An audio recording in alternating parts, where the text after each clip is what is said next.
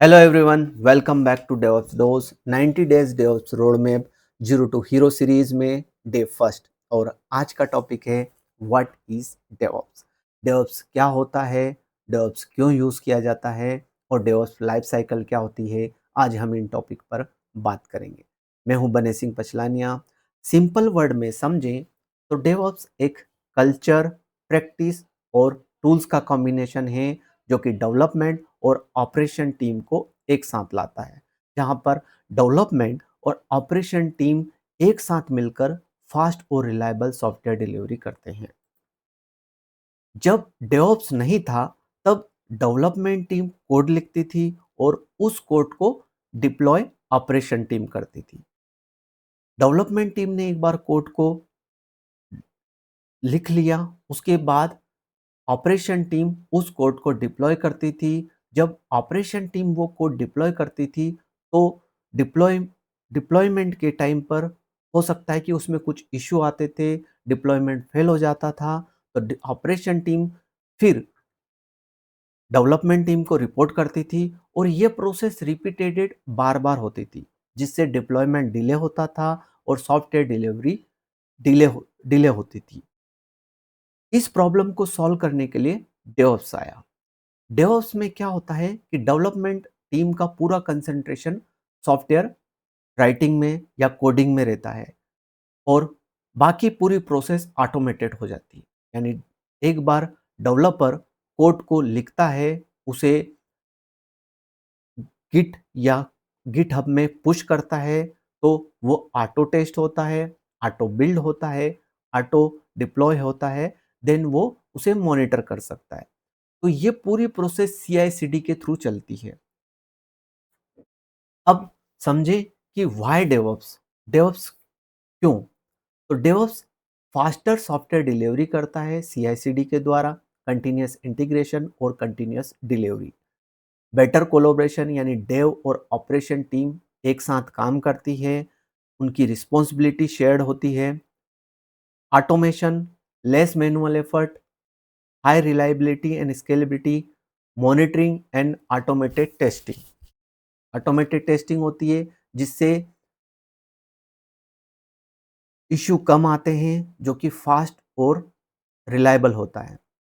Scalability and flexibility, system can scale automatically. Means deployment के time पर अगर resource की नीड होती है तो सर्वर्स या सिस्टम्स ऑटोमेटेड स्केल हो जाते हैं, जिससे डाउन टाइम कम होता है। Faster bug fixing, easily bugs identify होते हैं।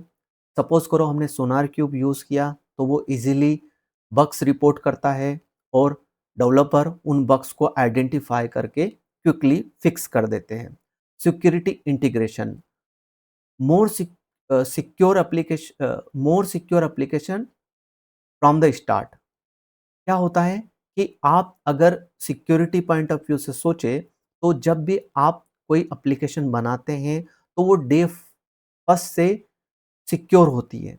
उसमें कई बार डेवलपर उसमें सीक्रेट्स हो गया या क्रेडेंशियल हार्ड कोडेड कर देते हैं, तो वह अगर आप प्रीवी टूल का यूज़ करें या सोनार क्यूब का यूज़ करें तो वो वल्नरेबिलिटी या सिक्योरिटी से रिलेटेड इश्यू को इजीली आइडेंटिफाई कर देता है CI/CD पाइपलाइन में। तो जब CI/CD पाइपलाइन चलता है तो बिल्ड होने के बाद या कोड पुश होने के बाद वो आपको वल्नरेबिलिटी आइडेंटिफाई करता है सोनार क्यूब में या ट्रीवी में। तो वो इजीली आइडेंटिफाई हो जाता है।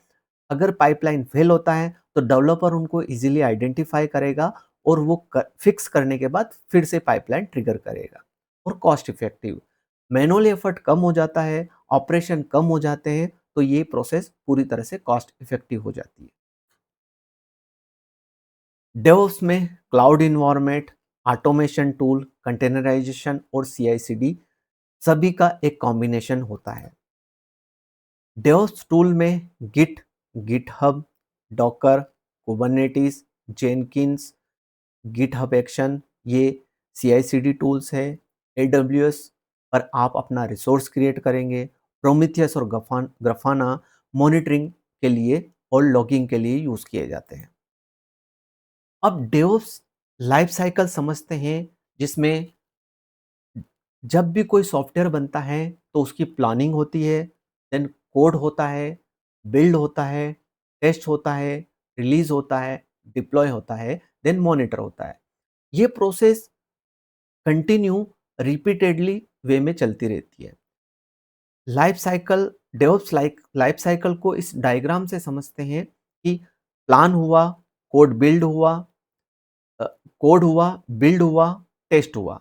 ये डेवलपमेंट टीम का पार्ट होता है। देन उसको रिलीज़ करना, डिप्लॉय करना, उस पर ऑपरेशन करना और मॉनिटर करना, ये ऑपरेशन टीम का काम होता है। तो ये एक रिंग बनाता है जो कि कंटिन्यूअस वे में चलता रहता है जब तक कि सॉफ्टवेयर डिलीवर नहीं हो जाता। डेवऑप्स को सिंपल वे में समझे तो डेवऑप्स कल्चर, ऑटोमेशन और कंटिन्यूअस डिलीवरी है जो कि fast, reliable, scalable software delivery करता है। डेवऑप्स से रिलेटेड आपका कोई क्वेश्चन हो तो प्लीज़ कमेंट करें और वीडियो अच्छा लगा हो तो लाइक और शेयर करें। Thanks for watching.